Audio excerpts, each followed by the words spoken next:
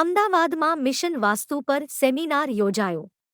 Mission vastu ભારતને વિશ્વગુરુ બનાવવા માટે ઇન્ડિયાની ડેસ્ટિની રિશેપ કરવા માટે વાસ્તુ સાયન્સની ભૂમિકા અંગે પ્રકાશ પાડવામાં આવ્યો.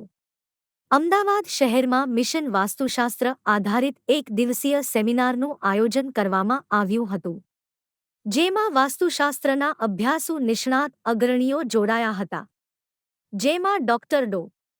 રવિ રાવ, અમરીશ મહેતા, મહેશ જ્ઞાની, કનુભાઈ પુરોહિત, રમણ પટેલ, ત્રિશલા શેઠ, ધીરેન શાહ, ડોક્ટર રવિ સિંઘવી, ધર્મેશ આચાર્ય, રવિન્દ્ર ભાવસાર, ડોક્ટર ભદ્રેશ પ્રજાપતિ, સંજીવ પંચાલ, મહેશ બારોટ, સુદીપ મહેતા, ઉપેન્દ્ર ભદોરિયા, ભાવિન ગોહિલ, સુષ્મા જોગી, ભરત જોશી, ભૂપેન્દ્ર કાશવાલા, અજય માકર, હર્ષિલ શાહ, સુભાષ ધોળકિયા, દિગ્નેશ રાવલ, નેહા શાહ, આશિષ મજુમદાર, ચેતન પંચાલ, વિશાલ બારડિયા, વિશાખા શારદા, ગરિમા પાઠક, ચિંતલ શાહ, પ્રવીણચંદ્ર વ્યાસ, ભરતસિંહ, દિનેશ પંચાલ, રાહુલ પરીખ, હિતેશ ગજ્જર, દીપા માહેશ્વરી, સુકેતુ ત્રેટિયા, મનીષ દોશી, મનીષ સિદ્ધપુરા, ભાર્ગવ અથર્યું, મનોજ મેવા, રાકેશ દ્વિવેદી, જગદીશ સુથાર વગેરેનો સમાવેશ થાય છે. આ કાર્યક્રમનું સંચાલન ડોક્ટર રવિ સિંઘવી દ્વારા કરવામાં આવ્યું હતું. नमस्कार, मैं धीरेन शाह, वास्तु कंसल्टेंट अहमदाबाद से। आज इस जगह पे सभी वास्तु कंसल्टेंट इकट्ठा हुए हैं और वास्तु के सब्जेक्ट के बारे में डिस्कशन होकर पूरे इंडिया के वास्तु का डेवलपमेंट करने के हिसाब से ये प्रोग्राम ऑर्गेनाइज किया है। और ये प्रोग्राम मेरे हिसाब से सबसे बढ़िया और सबसे बेस्ट प्रोग्राम है, क्योंकि पब्लिक की जागृति के लिए वास्तु कितना इम्पोर्टेंस है और कौन कौन से फैक्टर में कैसे लाइफ में इफेक्ट करती है, उसके लिए ये सेमिनार आज जो ऑर्गेनाइज हुआ है, जिसमें इंडिया के पूरे जो एक्सपर्ट है सब इधर आए हैं और सबकी नॉलेज के शेयरिंग करके में एक इकट्ठा होकर वास्तु के सब्जेक्ट को हाईलाइट करने के लिए हुआ है.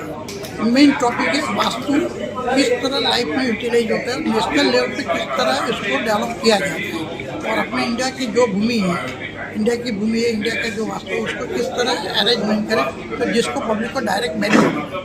My name is Dr. Ravi Rao. I am practicing Vastu Shastra for last 30 years. I have written books on political astrology and sports astrology, which are popular last few years. Now I am also releasing a book on Vastu Shastra. Now ये seminar इसलिए है कि पूरा वास्तु वाले को इकट्ठा करके वास्तु एकत्रित हो, वो हमारा पहला प्रयास है. और वास्तु एकत्रित हो, उससे बिल्डिंग बनाने के माध्यम में, घर बनाने के माध्यम से, घर हो, व्यापार हो, कमर्शियल हो, इंडस्ट्री हो, वास्तु के हिसाब से हो तो प्रगति अच्छी रहती है. ऐसा हमारा अनुभव है 30 साल में. सो इसी अनुभूति के द्वारा लोगों को ज़्यादा से ज़्यादा अवेयरनेस, ज़्यादा से ज़्यादा फॉलोइंग करके, डिफरेंसेस मिटा के और आर्किटेक्चर डिज़ाइनिंग कोर्सेज जैसे हैं वैसे वास्तु का कोर्स भी उसके अंदर इनकॉर्पोरेट हो और सीधा क्लाइंट को फ़ायदा मिले इस वास्तुशास्त्र के माध्यम से. यही हमारा प्रयास है. और हम चाहते हैं कि ये विजयदशमी की, दुर्गाष्टमी के दिन में और विजयदशमी की माँ की ब्लेसिंग से ये मिशन लंबा और अच्छा सभी को मिले और सभी को आशीर्वाद मिले. यही मेरा प्रयास है. यस, वो मैं जो बोल रहा हूँ कोर्स, उसमें BA, MA, PhD courses available हैं. योगा संस्कृत कॉलेज, योगा ज्योतिष संस्कृत कॉलेज फ्लोरिडा वाले यहाँ पे आए हुए हैं. उनका एनरोलमेंट है. ऑनलाइन में कोर्स सीख सकते हैं, स्टडी मटेरियल देते हैं, एग्जामिनेशन कंडक्ट करते हैं, BA, MA, PhD डिग्रीज भी देते हैं. शायद अगले 2 साल में आपको ये भी देखने को मिलेगा, यहाँ पे हम बड़ा कॉन्वोकेशन करेंगे. जो विद्यार्थी उसमें से उत्तीर्ण होंगे उसको कॉन्वोकेशन हम गुजरात में करने वाले हैं. सो इस माध्यम से ज्योतिषा और वास्तु और मुहूर्ता ये सब सब्जेक्ट लोगों को सिखाया जाता है. उससे उन लोगों की अपनी डेली लाइफस्टाइल चालू हो सकती है प्रैक्टिसिंग. जिसको झोपड़ी में रहना हो या सिंगल बेडरूम में रहना हो, अगर जब भी घर बनाना चाहता है वास्तु की आवश्यकता जरूर आ पड़ेगी. जिसको अपने मेहनत के हिसाब से अगर फल नहीं मिलता हो, जरूर ये माने वास्तु का कुछ दोष के वजह से वो अपना काम परिपूर्ण नहीं हो रहा है. काम नहीं करता है तो उसको रिजल्ट नहीं मिलता है। जिसको रिजल्ट चाहिए उसको रिजल्ट मिलने के लिए वास्तु परिपूर्ण सहायता देगा, एलिवेट करेगा, ये मेरी विश्वास है। विश्वास ही नहीं, मेरा अनुभव है, क्योंकि मैं 30 साल से इसमें प्रेक्टिस में हूँ। अंदर छेल्ला 20 વર્ષથી મારો અનુભવ છે આની અંદર, અને વાસ્તુશાસ્ત્રના કારણે ઘણા બધા એવા યુનિટ્સ છે જેની અંદર આપણે સક્સેસફુલ મેળવી છે. લોકોના જીવનની અંદર પણ સમૃદ્ધિનો સંચાર આ વાસ્તુશાસ્ત્રના માધ્યમ દ્વારા અમને થયો છે અને એના માટે અમે ગર્વ અનુભવીએ છીએ. ભારતને વિશ્વગુરુ બનાવવું હોય અને ભારતને જો વર્લ્ડની અંદર લીડિંગ ક્વોલિટી જોઈતી હોય તો અમુક વાસ્તુના ફંડા જો યુઝ કરવામાં આવે તો એ યુઝ કરવાથી વાસ્તુનું એટલું બધું નોલેજ આપણી જોડે છે શાસ્ત્રોની અંદર પણ કે જેનું સુપર ડુપર રિઝલ્ટ આપણને મળી શકે. हमारी प्राचीन वास्तु की धरोहर देखें, हमारे मंदिर देखें, हमारे किले दुर्ग देखें तो वास्तु का कितना बड़ा रोल था ये हमें समझ आएगा. और हमारे पास वास्तु के जो ग्रंथ है, जो ज्ञान है, उसका हम थोड़ा सा उपयोग भी कर रहे हैं और उसके अच्छे रिजल्ट्स हम इंडिविजुअल तौर पर पा रहे हैं. मैं चाहती हूँ कि गवर्नमेंट या उनसे रिलेटेड जो भी संस्थाएं हैं वो सब भी वास्तु के लिए कुछ काम करे, उसे मान्यता दे और वास्तु का उपयोग हमारे देश के पर्यावरण को, वातावरण को और कंस्ट्रक्शन को सुधारने में करे तो इसके बहुत अच्छे रिजल्ट हम पा सकते हैं और फिर से विश्वगुरु बनने की और हमारे कदम जल्दी से चल सकते हैं. मैं चाहती हूँ आज जो सेमिनार हो रहा है उसमें इस पर बहुत अच्छी चर्चा होनी चाहिए, होने वाली है, होनी भी चाहिए.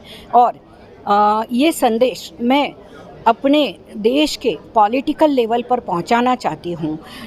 उन्होंने नोटिस करना चाहिए कि वास्तु का उपयोग हम संसद भवन से लेकर हमारे ब्रह्मस्थान को एक्टिवेट करने तक कर सकते हैं. मैं चाहती हूँ इसका उपयोग किया जाए. आम लोगों के लिए भी मेरा एक मैसेज रहेगा कि वास्तु काफ़ी सारा आपके जीवन में सुधार ला सकता है.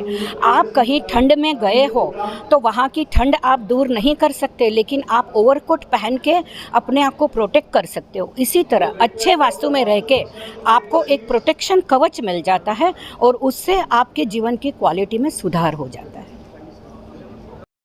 Hundreds of years can be revived again, there can be resurgence and we can reshape the destiny of India.